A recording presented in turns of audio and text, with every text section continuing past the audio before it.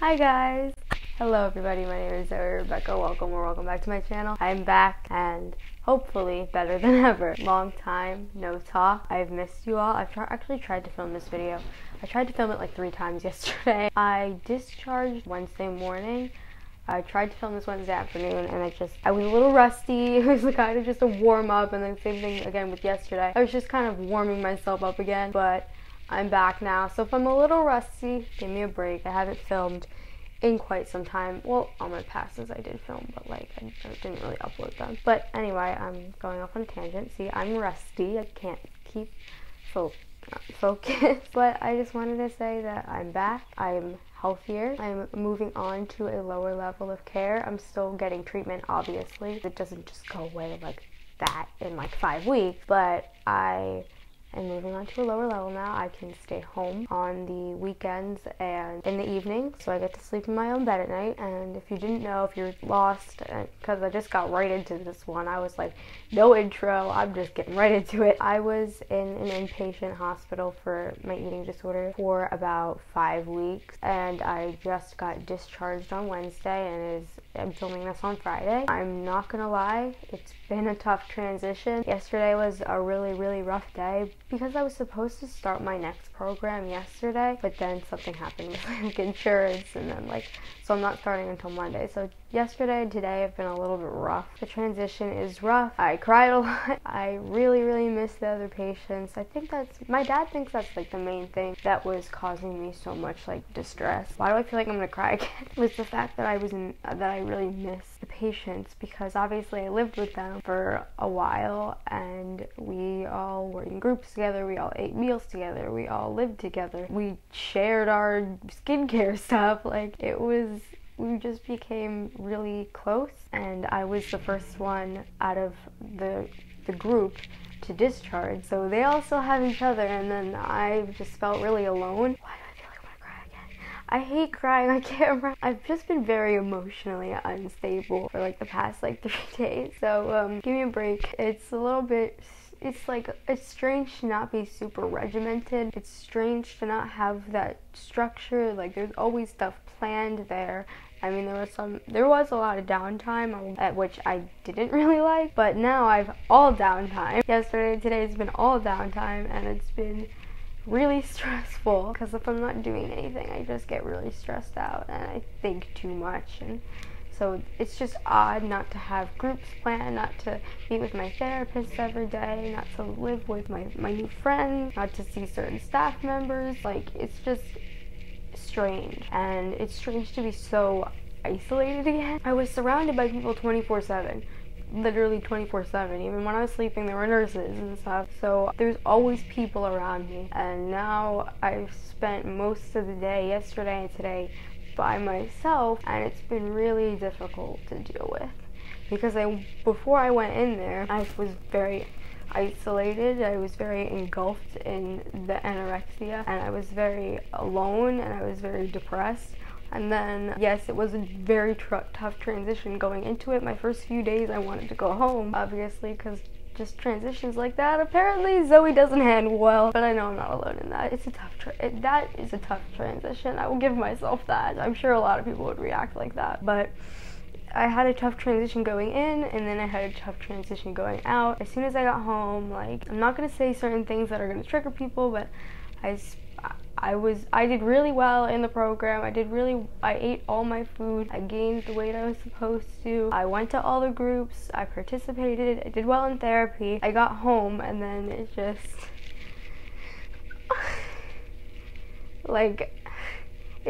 all went away. I've been struggling with eating since I've been home. I've been very alone again. I obviously don't have daily therapy, and I loved my therapist. I don't have a dietitian anymore I do have my outpatient team, but I haven't seen them because I just got out of the hospital, and I don't have a meal plan. I don't have food being served to me at the same time every single day. I have to think about my own food. I have to plan my own meals, cook it myself, and it's hard. It's hard to readjust, and I don't think I just feel like the transition wasn't super well planned. Okay, I get that this is supposed to be like an emotional moment, but like, what the hell was that sound, Zoe? Like I said, I was supposed to start a new program yesterday, but then something happened. But like, I've just not known what to do with myself, and it's been hard. I don't want to cry, Zoe. You hold your shit together. What the fuck is the matter with you? You don't cry on camera. I don't want people to think I'm just asking for pity. But you know, emotions are things that you cannot control. They just, you feel the way you feel, and that's just the way you feel, you know what I mean? And there's nothing you can really do about that. But you can learn how to manage it. You can't control how you feel, but you can learn how to manage those feelings. But yeah, I just wanted to talk about kind of the reality of the transitioning. I suggest not allowing yourself too much downtime because it's really hard, and to not isolate yourself. Even though I don't really have a choice because I got home on a Wednesday, and obviously I couldn't hang out with anyone from school because they were at school, and I'm not ready to go back to school yet, obviously. I just got out and I'm starting a new program on Monday, so I didn't want to go to school. I just wasn't ready. So there was nothing I could really do, and then my dad's working, my mom's working, so like there's nothing I really could do, and I kind of had to make plans for myself, just to do by myself, and that was really hard when I've been surrounded by structure from other people for so long. So I mean, I did a puzzle this morning. I did a lot of puzzles while I was in the hospital. I'm gonna do like a whole video like how to survive. You know what, I'm gonna do that now. Like how I survived inpatient, how I survived the ups and downs. I had plenty of ups and downs. Like I said, I made friends there with the patients. I had fun with the patients. I liked some of the staff members. It was nice to have a treatment team there every single day. And so that was good. But there was obviously tough stuff. Like the food was always hard. I completed everything. It was still hard though. And emotions and family stuff, family sessions, therapy sessions. I love therapy, but it's hard. So how I handled that? Well, first with my coping skill box. With my therapist and in a group, we made like coping skill boxes. I had to get my own box when I got home, but I had all the stuff to go in it. Yes, this is a Tupperware box, but I thought it would be a good idea to mention this coping skill box, because this is kind of the stuff that I do, and I did when I needed to cope. I have my anti-stress puzzles. These are a bunch of word searches. One of the nursing assistants printed this out for me and gave it to me on my second day when I was having a panic attack and a breakdown. And it says, "You're braver than you believe and stronger than you seem and smarter than you think." So I think I'm gonna make some sort of like vision board or something with pictures and I just got a Sharpie in my head.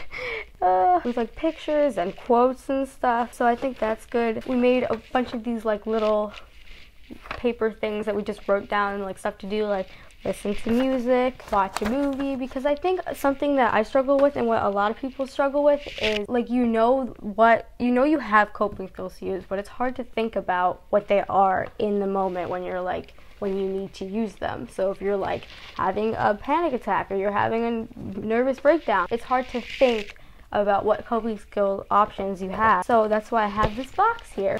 Text Emily, which is one of my best friends. I have two best friends, Emily and Allie. I have a little note that one of the other patients gave me. Call Allie, go for a drive, stuff like that. Do puzzles, stuff like that. I have a bunch of like inspirational things. I think inspirational things are like cheesy, but sometimes they can help. So I'm just like, why not? Some inspirational quotes are like actually like true and like helpful, and some of them are just cliche. I have my feelings wheel, which is basically, you can probably just find these online. It's like, I struggle with identifying how I feel and like expressing that to other people. So my therapist gave me this.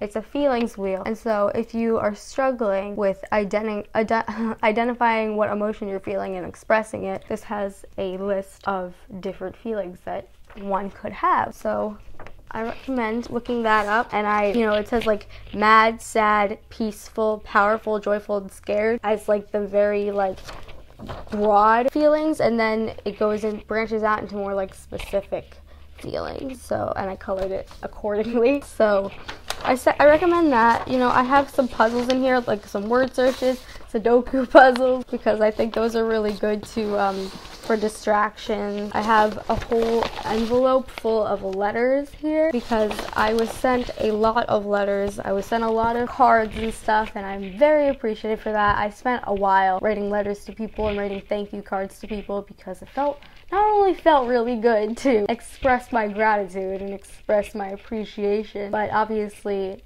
it would feel nice for them to get a thank you card because, like, everyone, I feel like someone showing that they appreciate you is like feeling appreciated is like one of the best feelings. So I wanted to let other people feel like that. I think it was a good program. It was like super positive, and it just felt fake. So I'm trying to be real but optimistic at the same time because I don't want to be like, you know, Debbie Downer, but like I don't want to be fake. So I'm trying to find that balance here. Let me know if I'm doing well. I have another letter here that one of my classmates sent me, and then I have my whole folder of stuff from the hospital, a bunch of therapy papers from groups, you know, food and feelings, like body image, like DBT, all that stuff, relapse prevention stuff, things about control and OCD and food and all that stuff. So if you want me to go over like all of the more like actual like therapy things I learned, all of the skills I learned more in depth there, then let me know because I'll gladly do a video that's just about like more coping skills, because I did do a video about coping skills, but I could do stuff more specific topics. Like, I'm no therapist, but I just want to like talk about some things I learned in therapy because why not? I have the credible resources for them, so why not share that? Actually, I don't know if that's a good idea because I feel like people are gonna be like, you're not a therapist, you don't have a right to do that. I will figure it out, guys. I will figure out the balance between helping people and not claiming that I'm a therapist, because I'm not. But I do want to share some stuff I learned. So yeah, let me know what you guys think. You know what? I'm taking AP Psychology next year, so like, it gives me some credibility, right? It's over. And I won one of my passes. We took lots of pictures. It was so much fun. This has kind of helped me, like, deal with my emotions better, to express this, to utilize my coping skills and survive the real world, and because in real life, I also wrote a lot, like especially towards the beginning because towards the beginning the patients and I didn't know each other obviously, so we didn't really talk that much, and so we all just kind of hung out in our rooms and just like did our own thing, just did a bunch of self-care stuff, took really long showers, got my nails done. It was all really nice, you know, basked in the sun, which is good because I definitely need it. We're a really good treatment team, longer that way. So definitely socialize, definitely find things to do. Definitely, you know, we did a lot of puzzles there together because that took up a lot of time. It was therapeutic and it was, you know, focus on that. Kind of express my emotions and compose myself. You know, like you know what I mean? Like subscribe button and turn on that notification bell. Interested in boxes and stuff like that because we couldn't go on our phones. Oh, and also they allowed us to have DVD players that we could use in our own rooms during certain hours, so I watched a bunch of movies. So that definitely took up a lot of time, and also I got to watch movies I had never seen before because I had the time to do that and I had the opportunity, so why not? So I watched a bunch of really good movies, and that was a good thing for me to do. Like I said, I wrote a lot. I either wrote just my personal diary stuff, or I wrote letters to other people. People called me, people sent me gifts. I was very grateful for that. Again, you know who you are, Mackenzie, Anna, the other patients at the hospital, anyone, Allie, anyone that sent me anything. I appreciate that, and I love you. And I probably wrote you a letter already. My English class wrote me like 4 letters, so I wrote them one back, and I'm just, you know, some of my chemistry classmates wrote me some stuff, which was really sweet of them. If you wrote me anything or you sent me anything, I appreciate that, and it was really nice to have. It was good to personalize my room and remind my. So yeah, it was really nice to personalize my room. I had a really nice room. It was like a dorm room. Like, the program was a good program overall. Like, obviously, like any other place, they had their problems. They had their really stupid rules that made no sense. They had their own, you know, communication issues, but overall I think it was a good program.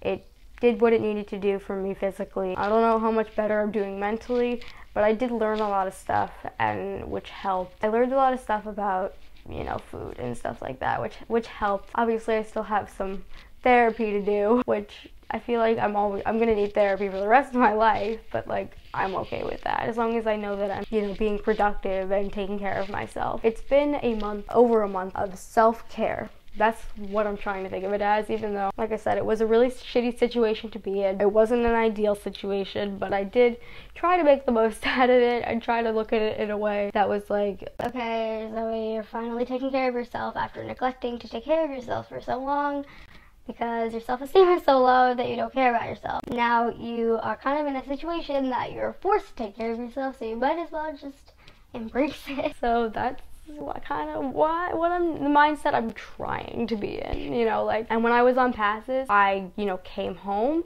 I shaved my legs, I gave myself facial, did pore strips, got my nails done, and it was just a month of self-care, and that is always super healthy for you. Have the self-care. And by the way, if you're confused about the passes, some of you are probably like, what the fuck are passes? Basically, if you like eat all your food, you complete all your meals, you gain weight like at the pace you're supposed to, you go to all the groups and everything, and you're at a certain level, because there was a level system. If you're at a certain level, then you can earn passes to go out on weekends. And basically you go out for a few hours and you utilize the skills that you learned in the hospital, in the real world, with your family, because those are the people you live with. You're gonna have to learn how to survive in the real world. They don't want you to feel too incarcerated. So I always earned my passes. I mean, a few times I didn't, because not of anything I could control, just because of my weight a couple times, but like I can't control how much I weigh.